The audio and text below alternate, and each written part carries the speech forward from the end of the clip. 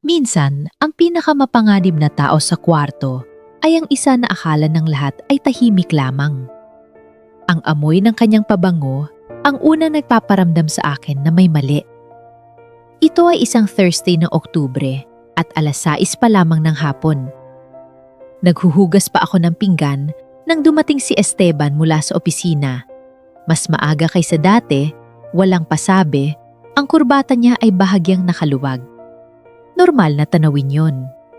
Matagal ko na itong nakikita. Ang lalaking bumabalik mula sa mahabang araw, ang kaguluhan sa kanyang damit, ang pagod sa kanyang mga mata. Ngunit ang pabango. Hindi iyon ang kanyang pabango. Hindi rin ang pabango ng opisina. Yung kombinasyon ng aircon at lumang papel na naging pamilyar sa akin sa loob ng 30 taon.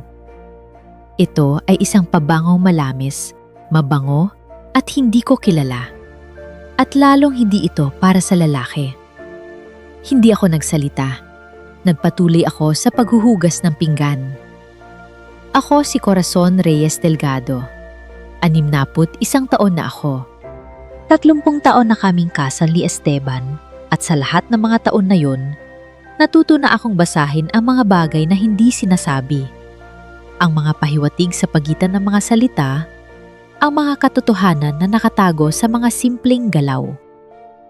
Ngunit ang gabing ito, habang tinutuyo ko ang aking mga kamay sa tuwalya at pinagmamasdan ang likod ni Esteban habang umaahon siya sa hagdan, naramdaman ko ang isang bagay na matagal ko nang hindi naramdaman. Hindi galit, hindi rin kalungkutan. Isang uri ng pagod na katahimikan. Tulad ng isang babaeng natutunan ng tanggapin ang mga bagay na hindi niya kontrolado. At na yun ay nagtatanong sa sarili niya kung bakit niya tinanggap ang mga ito. Pumunta ako sa sala at umupo. Sinimulan ko ang isang bagay na hindi ko ginagawa ng matagal na. Nag-isip ako. Hindi tungkol sa pabango, tungkol sa lahat. Tungkol sa 10 taon ng kasal na puno ng pag-ibig. Tungkol sa mga sumunod na 20 taon na puno ng iba. Tungkol sa aking pangalan, ang pangalang Corazon Reyes, na dahan-dahan ay naging ang asawa ni Esteban lamang sa bibig ng lahat, kasama na ako mismo. At tungkol sa isang tanong na tumataas sa aking dibdib na yon nang walang babala. Sino nga ba talaga ako? 3 linggo pagkatapos ng gabing iyon, namatay si Esteban. Atake sa puso, sabi ng ospital. Alas 3 ng madaling araw, tahimik, walang pahiwatig. Ang doktor ay maayos ang pagpapaliwanag. Ang puso niya ay may problema na matagal na. Ang gamot niya ay hindi na sapat. Ang katawan niya ay pagod na. Lahat ng sinabi ng doktor ay may katuturan.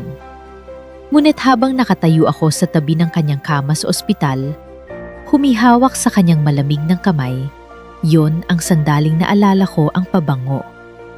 At naramdaman ko, hindi sa utak, kundi sa dibdib, na mayroon pa akong hindi alam tungkol sa lalaking iniibig ko ng 30 taon. Yon ang simula ng lahat. 7 araw pagkatapos ng libing, dumating si Attorney Rodrigo Panganiban sa pintuan ng mansyon. Hindi ko siya kilala. Ngunit kilala niya ako.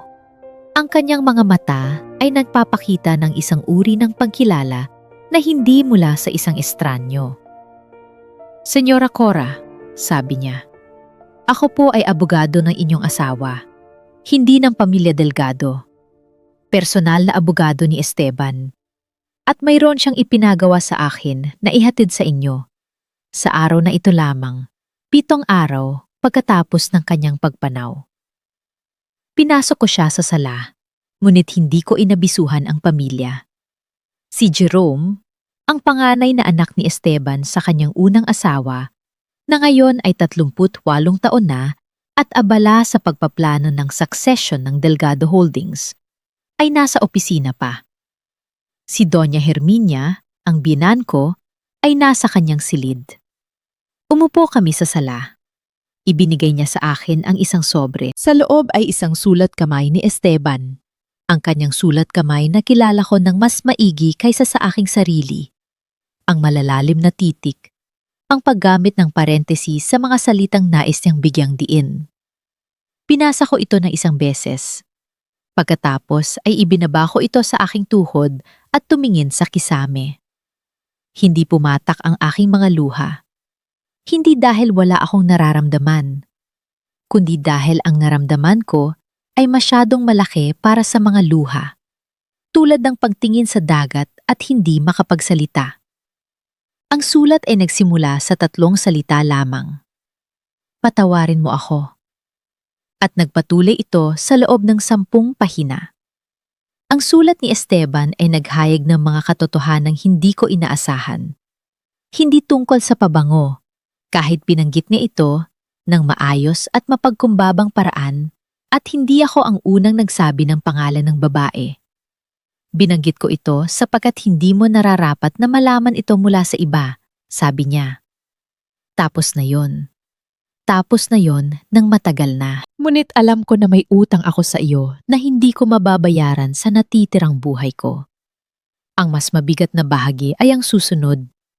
Isinulat niya ang tungkol sa CR Holdings Incorporated, ang holding company na nilikha ng aking ama, si Don Renato Reyes, bago pa man kami ikasal ni Esteban. Ang holding company na mayroon akong 27% ownership, isang katotohanang itinago ng pamilya Delgado sa loob ng 30 taon at na itinago rin ni Esteban sa akin. Alam ko na mali yun, isinulat niya. Alam ko na ilang beses na itinanggi ng aking pamilya ang iyong karapatan. Ngunit takot ako noon. Takot sa aking ina. Takot sa aking kapatid. Takot sa mawawala kung tumayo ako para sa iyo. Ang katawaran ko ay walang halaga. Ngunit ang katotohanan, yon ay nararapat mong marinig mula sa akin. Pagkatapos ay isinulat niya ang address ni Attorney Panganiban at isang pangalan ng isang bangko at isang account number. Ang lahat ng nalalaman mo at hindi mo nalalaman, nasa abogado ko na. Ang huling bagay na maari kong gawin para sa iyo ay ito, ang bigyan ka ng pinto.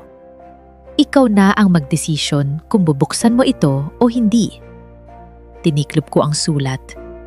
Tiningnan ko si Attorney Panganiban. Kailan niya kayo tinanggap? Tanong ko. 10 taon na po. 10 taon. 10 taon na lihim na nagtatayo si Esteban ng isang bagay para sa akin, habang ang kanyang pamilya ay lihim ding ginagawa ang kabaligtaran. At bakit ngayon lamang ninyo ito ibinibigay sa akin? Tanong ko. Bakit hindi habang buhay pa siya? Tumango si Attorney Panganiban ng dahan-dahan. Iyon ang pinakamahirap na tanong, senyora. Ang sagot ay nasa 2 sobre. Hindi ko agad binuksan ang 2 sobre. 1 linggo pa ang lumipas, at sa linggong yon, naranasan ko ang unang hamlat ng labanan na darating. Isang araw pagkatapos ng bisita ni Attorney Panganiban, pumunta si Attorney Viveca Delgado Santos, ang hipag ko, abogado rin, sa sala at inilapat sa mesa ang isang dokumento. Ito ang testamento ni Esteban, sabi niya nang walang pagbate, walang pasintabi. Pirmahan mo. Tinanggap ko ang dokumento. Binasa ko ito ng mabagal.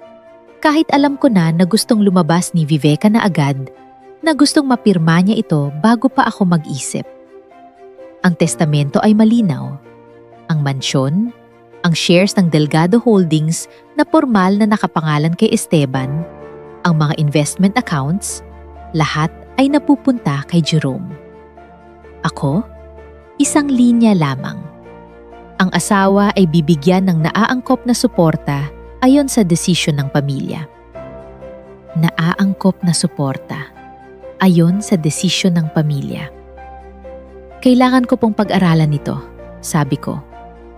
Walang dapat pag-aralan, sagot ni Viveca. Ito ang huli at tunay na kalooban ni Esteban. May 2 witness, notarized. Kailan ito ginawa?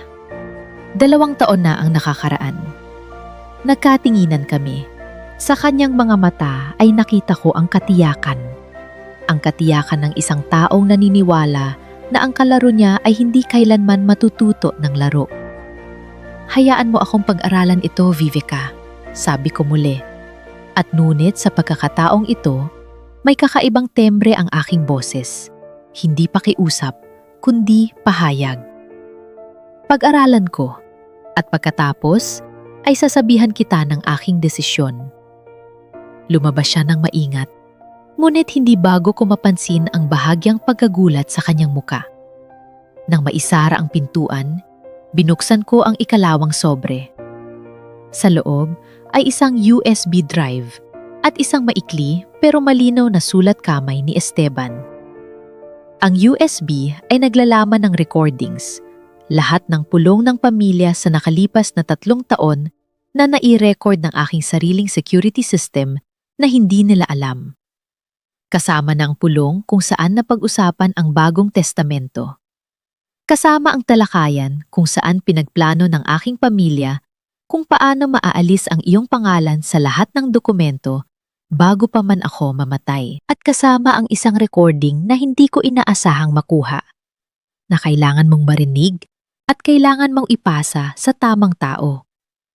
Patawarin mo rin ang aking katahimikan, Hawak ko ang USB ng sandaling iyon at naramdaman ko ang bigat nito. Hindi ang pisikal na bigat, kundi ang bigat ng lahat ng katotohanang naghihintay sa loob. Pumunta ako sa sala. Kinuha ko ang aking laptop at sinimulan ko ang pakikinig. Ang unang recording ay mula sa isang Miyerkules ng Marso, 2 taon at 4 na buwan na ang nakakaraan. Ang mga boses ay makilala ko. Si Doña Herminia, si Viveca, si Jerome, at ang boses ng isang babaeng hindi ko kaagad nakilala sa simula. Nakalaunan ay nakilala ko bilang si Cheska Buenaventura, ang kasintahan ni Jerome na dating finance officer ng Delgado Holdings. Ang CR Holdings, sabi ni Viveca sa recording, ay may 27%. Hindi lamang 14. Natuklasan ko ito nang mag-audit kami ng mga original na kasunduan noong 1993. Ang holding company ay nakapangalan sa isang kumpanya na ang pangalan ay hindi agad makikilala, ngunit ang beneficiary ay si Corazon Reyes. Ibig sabihin, kung mamatay si Esteban, si Jerome. Ibig sabihin, kung mamatay si Esteban at may hawak siyang karapatang ito, ang asawa niya ay magiging major shareholder. Ang boses ni Vivica ay malamig at profesional. Kailangan nating gawin ang transfer ng shares bago pa mangyari iyon. Legal, dokumentado, at hindi maaring i-contest. Paano natin gagawin yun nang hindi niya malalaman? Tanong ni Doña Herminia. Ang tatay ko, isang bagay lang ang kailangan, sabi ni Jerome. Ang kanyang pirma at ang kanyang kondisyon sa ngayon, ang gamot niya, ay nagpapahina ng kanyang kakayahang mag-isip ng maayos.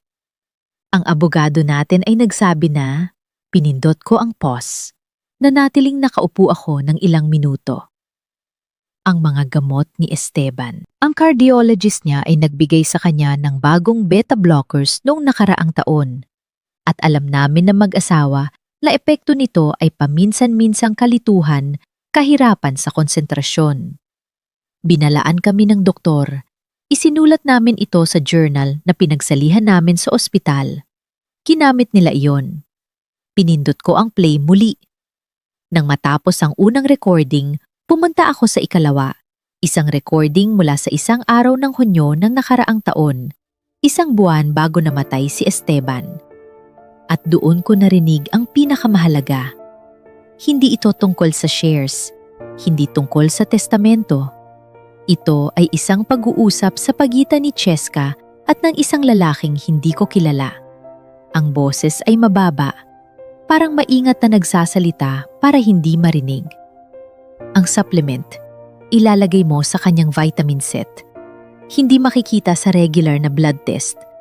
Ngunit sa loob ng 3 buwan, 3 buwan? Hindi lalampas ng 3 buwan. Ang recording ay natapos. Nanatili akong nakaupo sa dilim ng sala ng matagal-tagal. Hindi atake sa puso lamang ito. Ang susunod na 2 linggo ay ang pinakamahirap na panahon ng aking buhay. Hindi dahil sa laban, kundi dahil sa pagpili. Mayroon akong sapat na ebidensya para pumunta sa pulis. Ang recording, ang USB, ang mga dokumento na ibinigay ni Attorney Panganiban.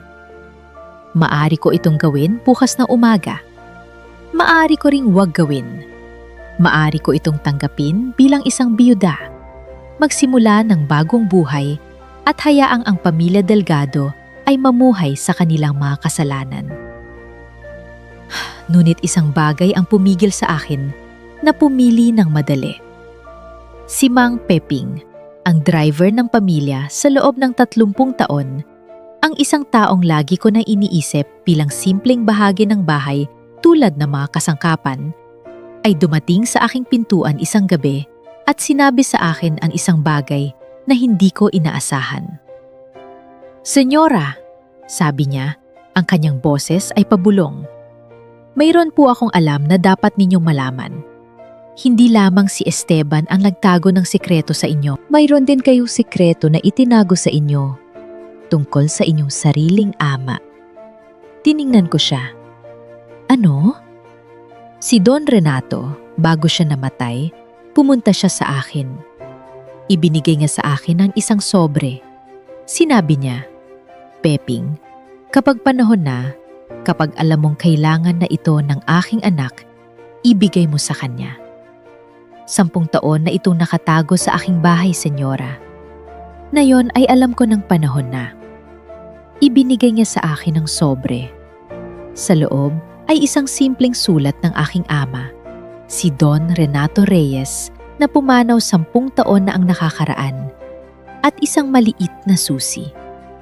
"Cora," isinulat niya, "kung nababasa mo ito, nangangahulugang dumating na ang araw na kailangan mo ng mga sandata. Handa ka na. Lagi ka ng handa, hindi mo lang alam." Ang susi ay para sa safe deposit box sa BPI Legazpi Branch. Box number 4471. Diyan mo makikita ang lahat ng kailangan mo. Hindi lamang para sa laban na ngayon, kundi para sa lahat ng labang darating. Huwag matakot, anak. Ang mga Reyes ay hindi sumusuko. Bumaba ako sa BPI kinabukasan ng umaga. Mag-isa, walang sabihin sa sinuman. At natuklasan ko ang nagtatago sa safe deposit box ng aking ama sa loob ng 10 taon. Hindi lamang mga dokumento ng CR Holdings. Natuklasan ko ang mga original na kasunduan ng Reyes Delgado Partnership Agreement ng 1991, isang kasunduang nagsasabing sa kaganapan ng pagkamatay ng pangunahing Delgado partner, ang Reyes family representative ay may karapatang i-audit ang lahat ng financial records ng Delgado Holdings at may karapatang humiling ng board seat. Natuklasan ko ang mga certified copies ng mga bank records mula noong 1993 hanggang 2005. Mga record na nagpapakita ng isang serye ng mga transaksyon na malinaw na nagpapahiwatig ng systematic na paglalipat ng mga pondo mula sa joint accounts papuntang exclusive Delgado accounts, lahat na may petsa at halaga. At natuklasan ko ang isang letter of engagement, pirmado ng aking ama, notarized, na nagtatayo ng CR Holdings Incorporated bilang isang independent entity na ang sole beneficiary ay ang kanyang anak na si Corazon, at na ang halaga ng shares ay hindi 27, kundi 32% ng Delgado Holdings. 32. Ibig sabihin, kasama ang ibang independent shareholders, ang pamilya Delgado ay hindi majority owner ng sarili nilang kumpanya. Matagal ako nakatayo sa loob ng bangko, hawak ang mga papel. Pagkatapos ay tumuli ako sa opisina ni Attorney Panganiban at nagsimulang maghanda. Hindi ko pinili ang dramatikong araw. Hindi ako naghintay ng espesyal na okasyon. Isang ordinaryong Lunes ng Pebrero, 3 buwan pagkatapos ng libing, 2 linggo pagkatapos ng aking pagbisita sa bangko, ay dumating si Jerome sa sala ng umaga at inilapat muli ang testamento sa mesa. Senyora Cora, sabi niya, at ang tono ay maingat na pinaghalong respeto at presyur. Matagal na tayo nagtitiis sa sitwasyong ito. Kailangan na nating ayusin ang lahat para sa kapakanan ng lahat. Ayos na, sabi ko. Nagpause siya. Ano? Ayos na ang lahat. Ibinigay ko sa kanya ang isang kopya ng legal notice na imihanda ni Attorney Panganiban. Ito ang opisyal na abiso mula sa CR Holdings Incorporated bilang may hawak ng 32% ng Delgado Holdings na humihiling ng emergency board meeting at kumpletong financial audit. Nakafile na ito sa SEC at sa Board of Directors ng Delgado Holdings ng 1 oras na ang nakakaraan. Tumingin siya sa papel. Ang kanyang mukha ay nagbago ng dahan-dahan. Hindi bigla, kundi parang isang plato ng salamin na unti-unting nagkakaroon ng bitak. Ito, sabi niya. Ito ay... Bukod dito, patuloy ko, ang NBI ay nakatanggap ng isang kumpletong complaint package ng kahapon, kasama ang mga recording mula sa USB drive ni Esteban, ang financial audit ni Ginoong Elvira Tan Soriano, at ang medical testimony ng 2 attending nurses ni Esteban tungkol sa supplement na natuklasan sa kanyang vitamin set. Ang warrant para kay Cheska Buenaventura ay nakafile na. Si Jerome ay nanatiling nakatayo. Hindi siya nagsalita. Bumaba si Doña Erminia mula sa hagdan at kitang-kita sa kanyang mukha na narinig niya ang aking sinabi mula sa itaas. Cora, ang kanyang boses ay iba. Mas matanda, mas pagod. Ang lahat ng katigasan na dati ay nandoon ay biglang nawala. Doña Erminia, sabi ko, at tumingin ako sa kanya ng direkta. Alam ko na ikaw ay matanda na. Alam ko rin na ang iyong anak ay mahigpit ang impluwensya sa iyo. Hindi ko nais ang iyong pagkaparusa. Ngunit ang katotohanan ay kailangan ng lugar. Kahit anong oras na. Nang dumating si Viveka ng hapon, naabisuhan na kanyang abogado ng nangyari sa board at nahulog ang kanyang portfolio sa sahig. Nang marinig niya ang buong sitwasyon, hindi na ako nandoon para makita yon. Umalis na ako, kasama si Mang Peping sa sasakyan papuntang Makati. Mayroon akong pulong sa Board of Directors ng Delgado Holdings. At sa unang pagkakataon sa 30 taon, pumunta ako ng may pangalan. Hindi bilang asawa ni Esteban, kundi bilang Corazon Reyes, Authorized Representative ng CR Holdings Incorporated. Lumating si Jerome sa Delgado Holdings boardroom ng hapon, kasama ang kanyang sariling abogado, ang kanyang ina, at ang pagkakataong hindi na niya hawak. Nakaupong tuwid ako sa mesa ng board. Kasama si Attorney Panganiban sa kanan ko at si Dr. Alex Reyes, ang aking pamangkin investment banker sa kaliwa ko. Ang 3 independent board members ay nakaupong tahimik at seryoso. Ito ay ilegal, sabi ni Jerome kaagad pagpasok niya. Ang CR Holdings ay legal, notarized at napatunayan na ng SEC, sabi ni Dr. Alex mahinahon. Gusto mo bang makita ang mga dokumento muli? Umupo si Jerome. Hindi niya gustong umupo, ngunit umupo siya. 2 oras ang pulong na yon. Hindi ito parang drama. Parang trabaho ito, tulad ng maraming trabaho na puno ng mga numero at legal na termino at maingat na pahayag. Ngunit sa dulo ng 2 oras, ang resulta ay malinaw. Ang pagbabago ng board leadership ay inaprubahan. Si Jerome ay wala ng executive role. Ang financial audit ay magsisimula kaagad. Nang matapos ang pulong at lumabas na ang lahat ng iba, si Jerome ay nanatili sa kwarto. Tumingin siya sa akin sa ibayo ng mahabang mesa. Alam mo ba kung gaano namin kinalinga ang kumpanyang ito? Sabi niya. Hindi na siya galit. Pagod ang kanyang tinig. Gaano namin pinagandaan? Alam ko, sabi ko. At alam ko rin kung gaano kinalingan ng aking ama ang pundasyon nito. Nang walang pangalan niya sa labas, nang walang pasasalamat, nang walang kahit kaunting pagkilala. Nanahimik si Jerome. Hindi kita kinakailan ng bukas, Jerome, sabi ko. Ngunit hindi ka ang nagtatayo ng kumpanyang ito.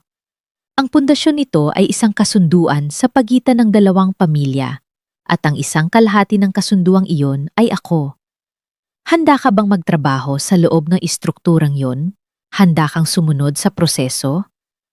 Hindi siya sumagot agad, ngunit hindi rin siya lumabas. Iyon, sa tingin ko, ay sagot na rin. Ang kaso laban kay Cheska Buenaventura ay umabot sa korte makalawa lamang ang linggo. Ang mga recording, ang financial audit, 20 milyong piso na na-transfer mula sa personal account ni Esteban. Ang medical testimony, ang 2 wellness nurse na nagpatunay ng supplement na hindi inireseta. Ang sente niya, 8 taon para sa qualified theft.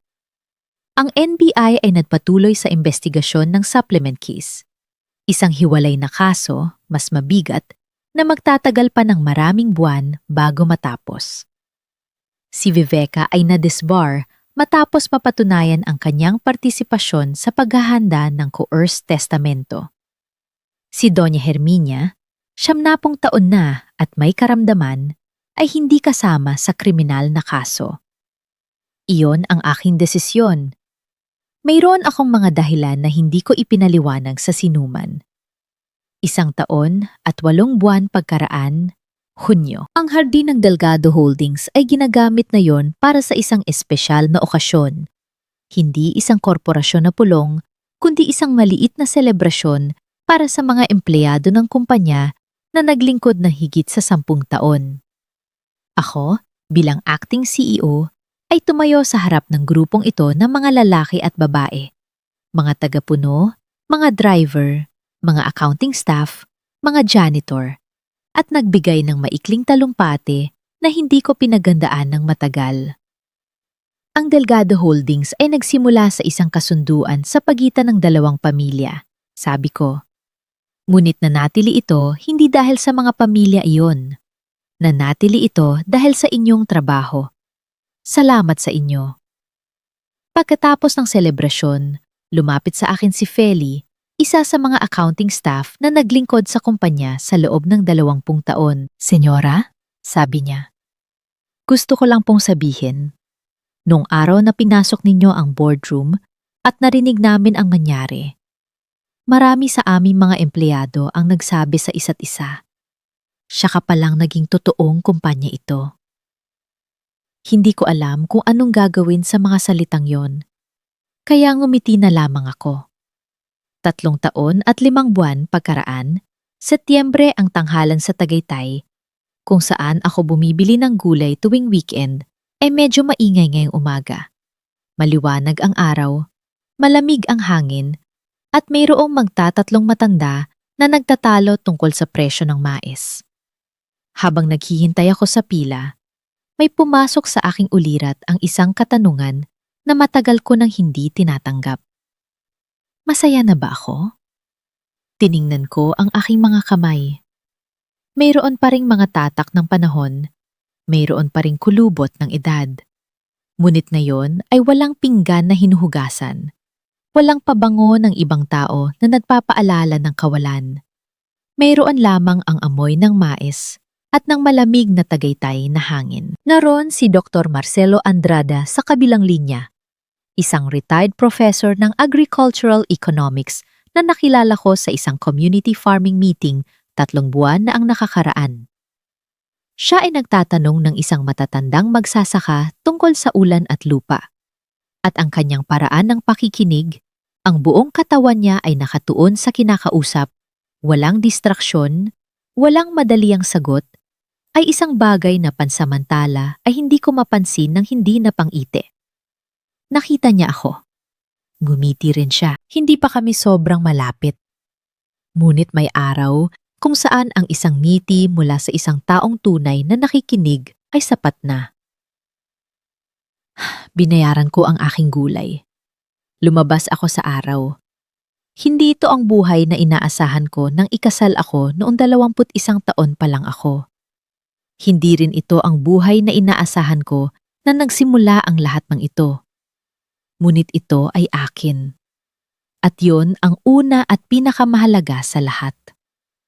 Ang katotohanan ay hindi laging maganda. Hindi laging maayos. Hindi laging dumarating sa tamang oras.